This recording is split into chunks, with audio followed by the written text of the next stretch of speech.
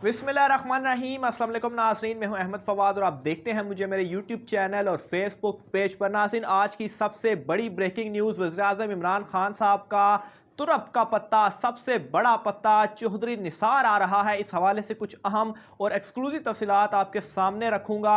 जहांगीर तरीन ने लंदन में बड़ी गेम जो है वो डाल दी है, जिसके बाद तमाम अपोजिशन जमातें इस वक्त सर पकड़ कर बैठ चुकी हैं। जो अदम एतमाद का शोर था वो खामोशी में तब्दील हो चुका है और मैं आपके सामने कुछ ऐसे फैक्ट्स रखूंगा जिसके बाद आपको यह मालूम होगा कि तहरीक अदम एतमाद नहीं आने वाली। बहुत अहम और एक्सक्लूसिव तफसीलात हैं जो कि आज की व्लॉग में मैं आपके सामने रखने जा रहा हूं। सबसे पहले नाज़रीन मैं आपको बताता चलूं कि इस वक्त परवेज़ इलाही और सादिक संजरानी की जो मुलाकात है वो हुई है। ये इस वजह से मैं आपके सामने रख रहा हूं क्योंकि ये काफ़ी ज़्यादा शोर भी था और ख़बरें भी आ रही थी कि परवेज़ इलाही ने इमरान खान साहब से बगावत कर ली है शायद, और वजारत आला जो है वो उन्होंने कबूल की है और ये जो डील है उनकी अपोजिशन जमातों के साथ हो चुकी है। लेकिन नाज़रीन, इस मुलाकात के बाद चौधरी परवेज़ इलाही साहब जो है उनका बड़ा एक वाज़े बयान जो है वो सामने आया है। ये जो मुलाकात थी इस हवाले से मैं आपको बताऊं तो सबसे पहले जो सादिक संजरानी साहब हैं उनकी जानिब से जब परवेज़ इलाही साहब से ये कहा गया कि चौधरी साहब सब नज़रें जो हैं वो इस वक्त आपकी तरफ हैं, आप मेहरबानी ख्याल करें, आपको हुकूमत का साथ देना चाहिए। जिस पर परवेज़ इलाही साहब की जानिब से वाज़े ये बात कही गई कि पार्लिमानी रवायात को वो कभी भी पामाल नहीं करेंगे।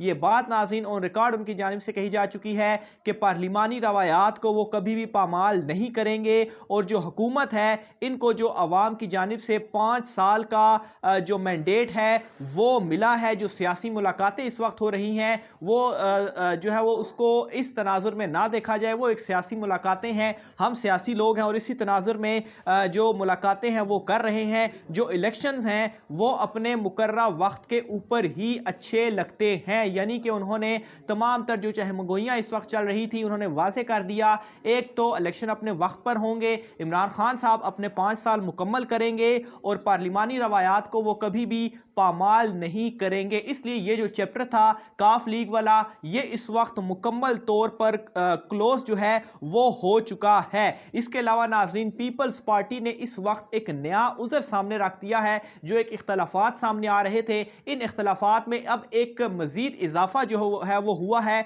और बिलावल भुट्टो साहब की जानिब से ये चीज़ कही गई है कि हम इलेक्शन तो चाहते हैं लेकिन इलेक्शन से पहले रिफॉर्म्स होने चाहिए। इलेक्शन वाली बात इस जुमरे में की गई क्योंकि जो नून लीग थी वो चाहती थी कि अगर अदम एतमाद कामयाब होती है तो इसके बाद इलेक्शन का ऐलान किया जाए, लेकिन पीपल्स पार्टी ये चाहती थी कि 5 साल जो है वो पार्लिमानी मुद्दत जो है वो पूरी की जाए। लेकिन इस पर इतफाक नहीं हो रहा था और अब नई चीज़ सामने आई है कि ठीक है अगर आप इलेक्शन कराना चाहते हैं तो करा लें, लेकिन नए जो रिफॉर्म्स हैं वो होने चाहिए और ये रिफॉर्म्स इमरान खान साहब नहीं करेंगे। इसलिए जो अबूरी सेटअप आएगा वो पहले ये रिफॉर्म्स करेगा और फिर उसके बाद जो सियासी जमातें फैसला करेंगी और इलेक्शन का जो फैसला होगा वो किया जाएगा। यानी कि इनडायरेक्टली उनकी मुराद यही थी कि अगर अबूरी सेटअप भी आता है फिर उसके बाद रिफॉर्म्स होते हैं, वक्त लगेगा और 5 साल जो है वो मुकम्मल होंगे।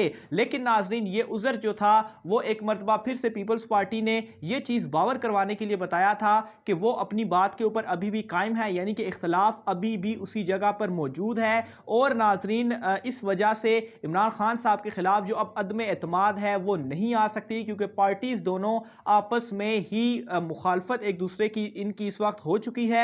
और दूसरे नंबर पर नाजरीन, परवेज़ इलाही वाला जो चैप्टर है वो भी क्लोज हो चुका है। इसके अलावा नाजरीन, जो जहांगीर तरीन वाला मामला था वो भी इस वक्त क्लोज हो चुका है क्योंकि जहांगीर तरीन साहब के हवाले से, सेहत के हवाले से सबसे पहले मैं आपको बताऊं तो उनकी जो तमाम टेस्ट हैं वो क्लियर हैं। सेहत उनकी अभी भी थोड़े से वो कमज़ोर हैं लेकिन कोई ज़्यादा ख़तरे वाली बात नहीं है। लंदन जो है वो इस वक्त वो वहाँ पर मौजूद हैं, लेकिन नाजरीन लंदन उनके जाते साथ ही बड़ी गेम ये डल गई है कि जो भरपूर कोशिशें की जा रही थी, फ़ोन कॉल्स और मुलाकातें की जा रही थी जहांगीर तरीन के साथ कि वो अपोजिशन जमातों का साथ दें, वो सिलसिला अब मुनक़ता हो चुका है। और जो एक हिमायत हासिल करना चाहती थी अपोजिशन जहांगीर तरीन ग्रुप की, वो हिमायत का सिलसिला भी जो है वो अब ख़त्म हो चुका है। तमाम कॉल्स जो है वो ख़त्म हो चुकी हैं और यूं जहांगीर तरीन ने अपना जो एक ग्रीन सिग्नल है वो भी बता दिया है कि वो अपोजिशन जमातों का इस अदम एतमाद की तहरीक में साथ नहीं देंगे। तो ये वो 3 मेन रीजंस हैं जिसकी बुनियाद पर मैं कह रहा हूं कि अदम एतमाद अब नहीं आएगी। साथ ही साथ में नाज़रीन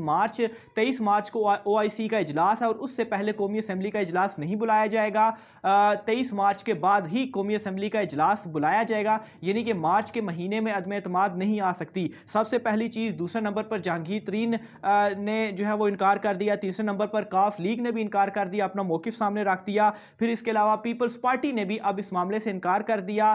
तो ना सिर्फ इमरान खान साहब बल्कि स्पीकर असद कैसर के खिलाफ भी अब अदम एतमाद की तहरीक नहीं आएगी। और बिलफर्ज अगर ये जोर लगा के लाते भी हैं तो किसी सूरत कोई चांसेस नहीं है अब इनके कामयाबी के। आखिर में नाज़रीन चौधरी निसार के हवाले से अगर मैं आपको मामलात बताता चलूँ तो चौधरी निसार साहब के हवाले के आगे अब भी ये ऑफर जो है वो मौजूद है कि अगर वो पाकिस्तान तहरीक इंसाफ में आते हैं तो उन्हें 1 साल के लिए वजारत आला, चूंकि अभी 1 साल ही बाकी रह गया है, अगर ये चीज़ भी नहीं तो 2023 के लिए उन्हें वज़ीर आला बनाया जा सकता है। और ये चीज़ जो है वो इस वक्त अहम हलकों के अंदर भी चल रही है। और दूसरे नंबर पर नाज़रीन वज़ीर आज़म इमरान खान साहब की भी ये ख्वाहिश रही है कि चौधरी निसार उनके साथ शामिल हों, लेकिन ये जो कार्ड है चौधरी निसार वाला, ये इमरान खान साहब वेट कर रहे हैं और अपने वक्त पर इसका इस्तेमाल करेंगे।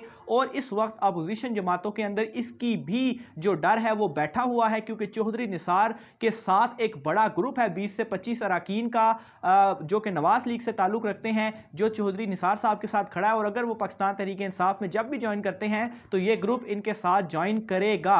अब ये चीज़ देखनी है कि अगर अदम एतमाद के हवाले से अपोजिशन जमातें पैसा चलाती है या ख़रीदती है लोगों को, तो उस वक्त इमरान खान साहब ये अपना कार्ड खेल सकते हैं, या ये जो कार्ड है, ये जो बड़ा कार्ड है, वो 2023 के इंतखाबात में भी खेला जा सकता है। तो ये नाज़रीन आज की अहम तरीन तफसीलात थी। आप इस पर अपनी राय का इजहार नाज़रीन लाजमी कीजिएगा कि आप इन तमाम तर सूरत हाल को किस तरीके से देखते हैं, ख़ास तौर पर इतनी सारी वजूहात के बाद जो मैंने आपके सामने फैक्ट्स रखे हैं कि इन चीज़ों की बुनियाद पर अदम एतमाद अब नामुमकिन हो चुकी है लाना। आप इसके ऊपर क्या अपनी राय जो है वो रखते हैं? क्या अपोजिशन जमातें अब भी ये कोशिश करेंगी कि वो अदम एतमाद जो है वो लेकर आएँ, अपनी बेइज्जती जो है वो करवाएगी, या वो इन तमाम तर चीज़ों से पीछे हट जाएगी? अपनी राय का इज़हार कमेंट बॉक्स में कीजिएगा। आज की व्लॉग से इतना ही, मुझे इजाज़त दीजिए। अल्लाह हाफ़िज़।